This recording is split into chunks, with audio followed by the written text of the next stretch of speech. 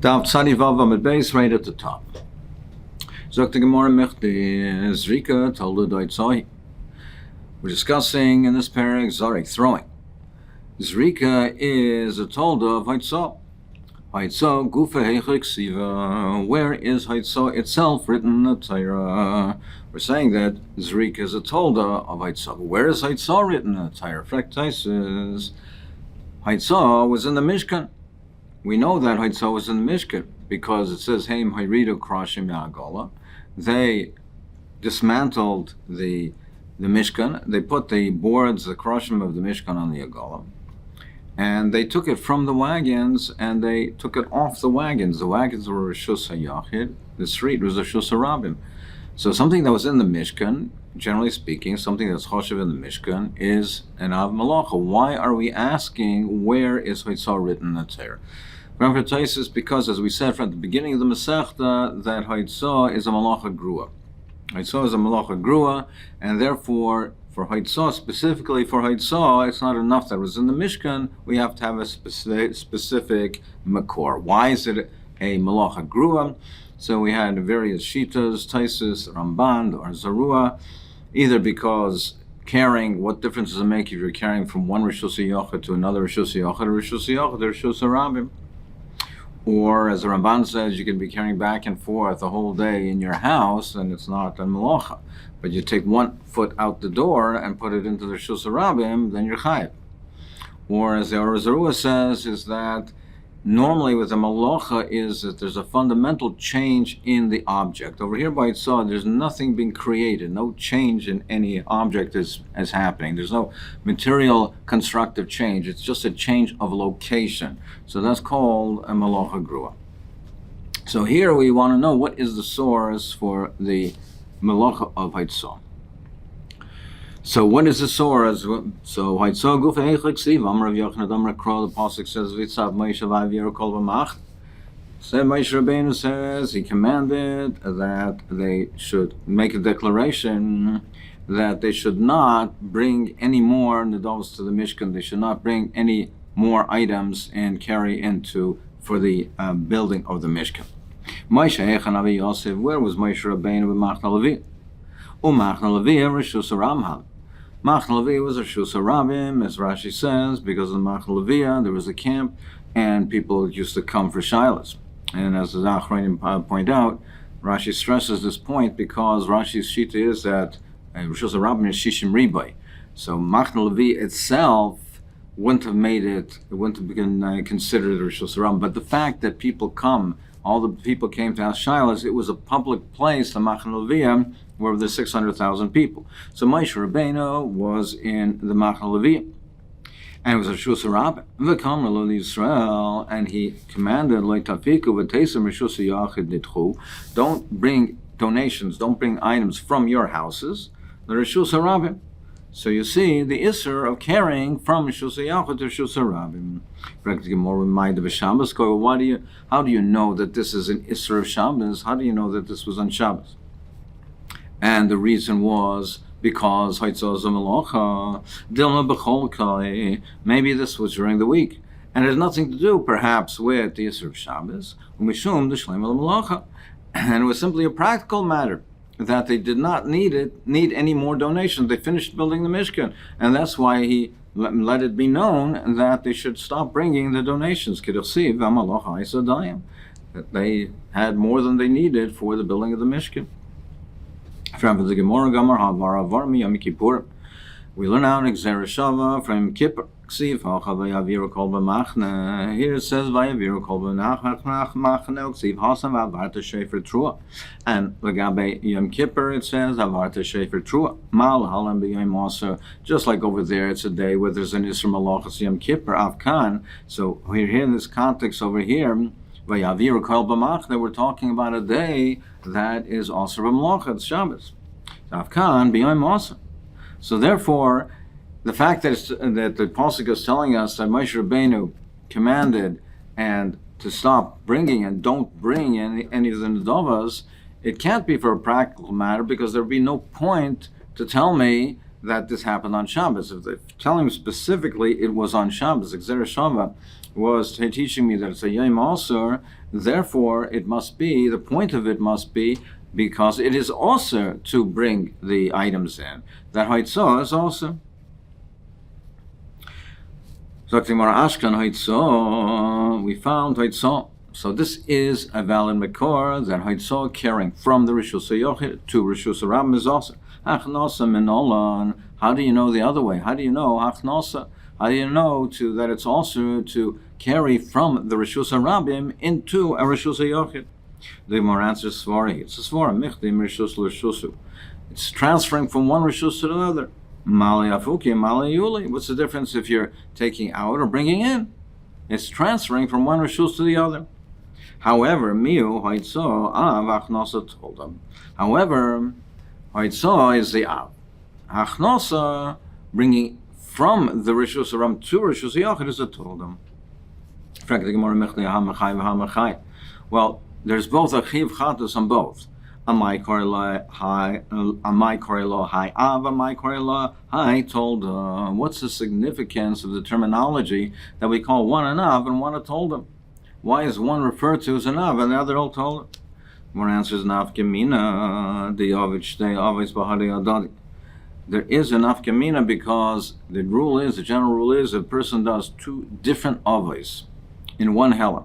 So now, without realizing that it was Shabbos, for instance, and he did two different malachas. He was Eireya, he was Chayresh, two different malachas.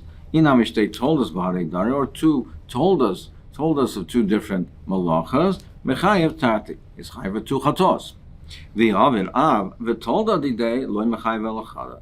But doing an av and it's tolda, he only would be chayev one. So therefore, if a person does a hoitzah, and in the same helm, so he takes out, he's not realizing that it's Shabbos, he carried from his house to the street, and then he brought it back in, he's chayv one chatas, because the hachnos is a tolda. And for doing an av and a tolda together in the same helm, there's only one chatas, so it's significant that this is called the tolda of this av. It's subordinate to this av. If it would be a separate av, it'd be chayiv too. But it is subordinate, so to speak, it's a byproduct of the av. The significance being that if he does both of them within the same helem, then it is only chayiv one. Well, that's fine if you say that you're not chayv told him. But according to Rabbi Elazar, says you are chayv told him. My korele av, my korela told. Why is one called an av and one called a told him? More answers. Hach tahavi b'mishkan chashiva korele av. Hach tahavi b'mishkan chashiva loy korele av. There is no real practical difference according to Rabbi Elazar. It's just a question of terminology. The Av is the one that was more significant in the Mishkan. The one that was more primary in the Mishkan is called an Av, and the one which is not as significant is called a Tola. Inami hach ksiva kare Av, haidoloi ksiva kare Tola. Or alternatively, in this case, would be another reason, is because Haitzah is written mefarish in the Pasuk, and Tolda is only from a Svara, so that's why it's called an Av, and this is a Tolda. Frankly, more of a hadis now we learn in the Mishnah. If a person throws something sticky and it sticks to the wall, it's higher. If it's higher than 10 tefachim from the ground, so then it's kazarik ba'avir. It's considered that it threw in the air space, and it's not dalet amas b'shus harabim. It's considered that it's in the air. The avir the shus harabim does not extend higher than 10. And therefore he's potter. It's not considered that he's zerek dalet amas b'shus harabim. Lematam yutfachim kizorek ba'aretz. If it's below yutfachim, then he is zorek ba'aretz. And then it's considered that he did throw dalet amas b'shus harabim. V'azorek ba'aretz dalet amas is chayav. Now, throwing dalet amas b'shus harabim you're chayav. So, carrying dalet amas b'shus harabim you're chayiv. Throwing dalet amas b'shus harabim you're also chayiv. Zorek dalet amas b'shus harabim and all of them are chayiv. How do we know? Where do we see that they threw things dalet amas b'shus harabim? Where do we see that throwing Dalet Amas, 4 Amas in Rishus Harabim, where do we see this in the Mishkan that we should say that he's Chayiv? Rav Yeshia, he answered, Shekain Orge Yeriya Zorkin Machtem Zelaseh. He answered because the sewers of the curtains for the Mishkan, now where they made the Mishkan was in a Rishus Harabim. So the women that fabricated the curtains, they were sitting in their Rishus Harabim, and they would throw their needles one to another. Frankly, more, what do you mean? Orgim Machtin Lamali, for the ones who were weaving the curtains. So Gemara said that Rav Yeshia said Shekain Orge Yeriya, the one who were weaving the curtains, threw the needles one to each other. Frankly, more about organ weaving Machtin Lamali. You don't need needles for weaving. Weaving process is through a loom. So you don't need needles for that. Ella Shekain Teifra Yeriya Zorkin Machtem Zelaseh. More answers in a Chanami. But what we mean to say is that when they sewed the different panels of the curtains together, then they needed the needles to sew them together, and one would throw, if one woman didn't have, the other one did, one would throw the needles one to the other. Well, how do you know they were Dalet Amas apart? Maybe they were sitting next to each other. So where do you see that they threw Dalet Amas? More answers, no, they would not have been sitting next to each other because then they would bump into each other, they would be too close together, and when they sewed, and when they pulled the threads, they would be bumping into each other, so they wouldn't sit that close together. And but maybe still it was within Dalet Amas. How do you know they were Dalet Amas apart? So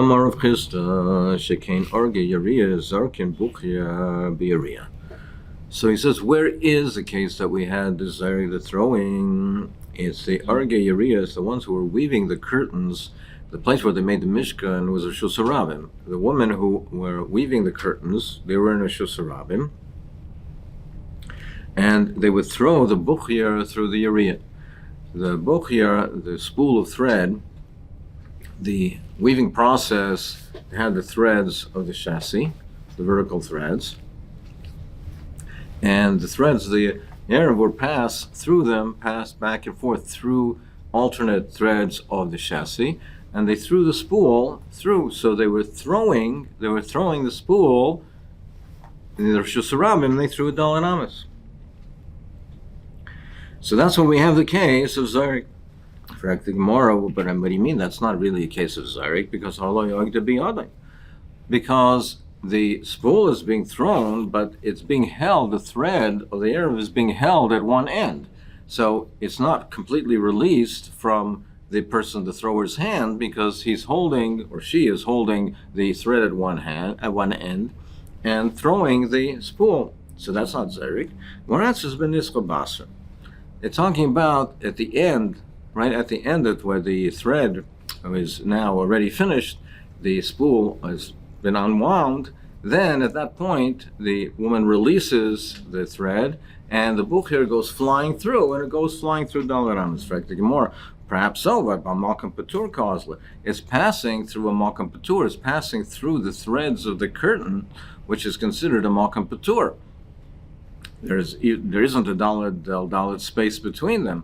So that's considered a Malkam Patur. So that's not Zarek in the Rishus Harabim. El the Gemara says Shekain Orge Yeriya Zorkin Bucher L'Shoalein. Gemara says Enachanavi. What is the case of Zarek is? If you have the women who are doing the weaving, so different women, one woman doesn't have a spool, one does. She throws the spool, the bukhir, to her friend. So she's throwing a Dalet Amas from one end to another. Same type of question. Well, perhaps they were sitting close to each other, so it was thrown, but not thrown, Dalet Amas. Mor says no.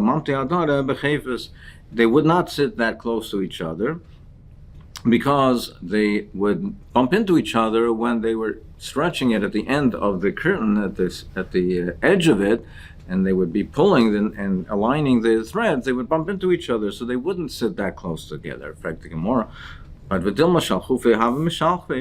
Maybe they were sitting close together, but not next to each other.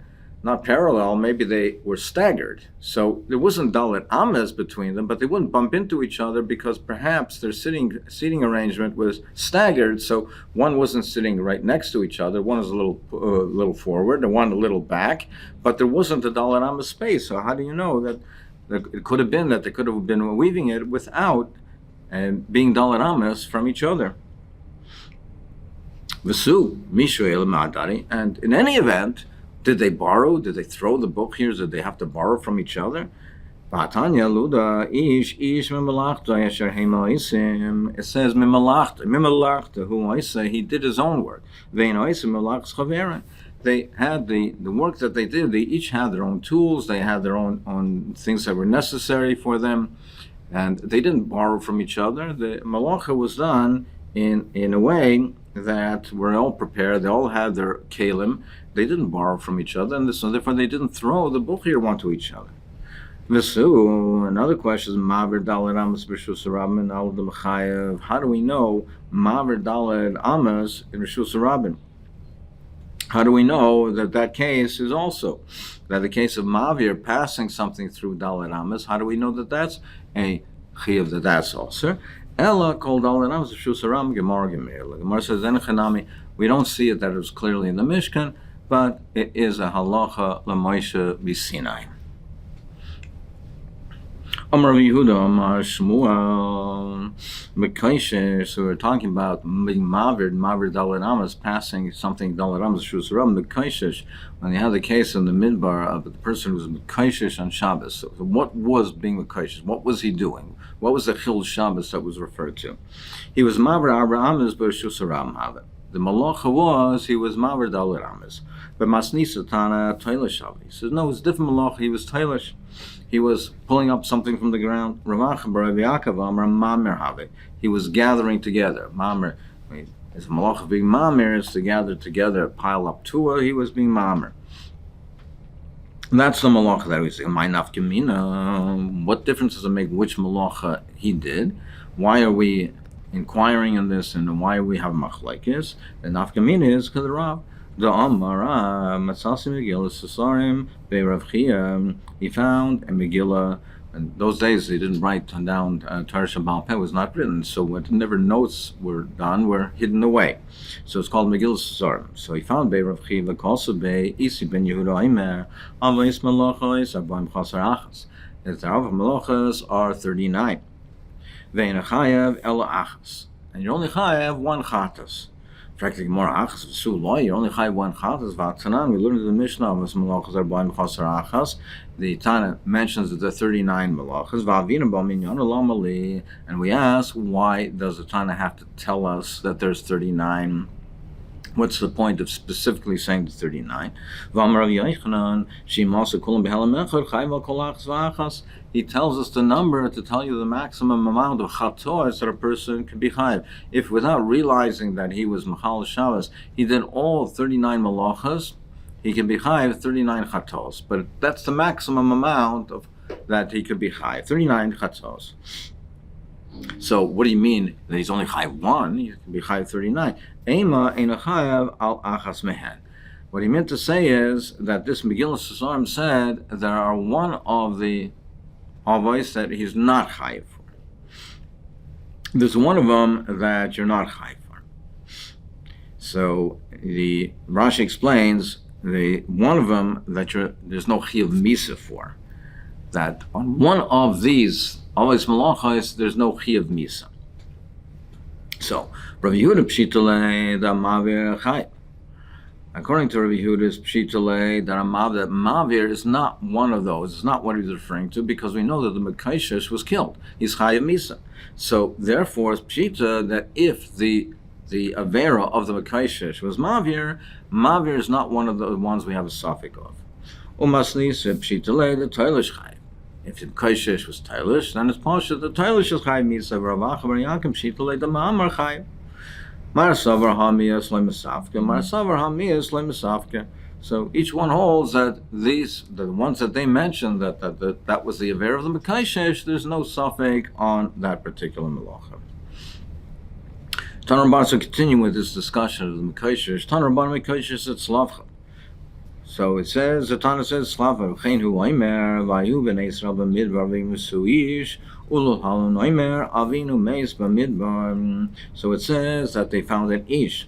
And it says, b'nei Yisrael b'midbar, that they were in the midbar, and they found an ish mekaishish. And it says, by Slavchad, avinu meis b'midbar. It says also midbar. Ma'al halon Slavchad, just like the person that it's referring to. When it says Avinu Meis Bamidbar, it's B'nai Slavcha, they're talking about their father Slavcha, Ravkan Slavcha, the Rabbi Kiva. So that's what Rabbi Kiva says, that the Mekaishesh was Slavcha, Amar Loi Rabbi Yehuda ben Beseira, Akiva, Ben Kach, Hata Wasiliten, Esadin. He says that there's an einish for revealing this. Im Kitvarecha, Hatayr Kisos. You're saying, you're revealing that the Mekaishesh was Slavcha. The Torah concealed that. The Torah didn't tell you that it was Slavcha. The Torah concealed it. And you're revealing this?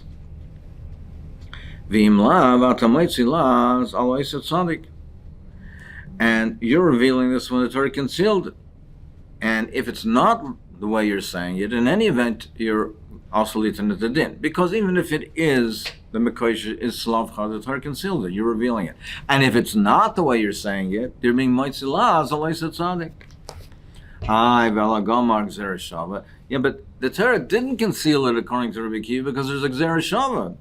By saying Gzera Shava, it's as if the Torah is telling you, it's like writing it beferish, that this is the Mish that is mentioned in the Midbar, is that Ish, that Avinu Meis Bamidbar. It's Slavcha, it's as if the Torah says it beferish.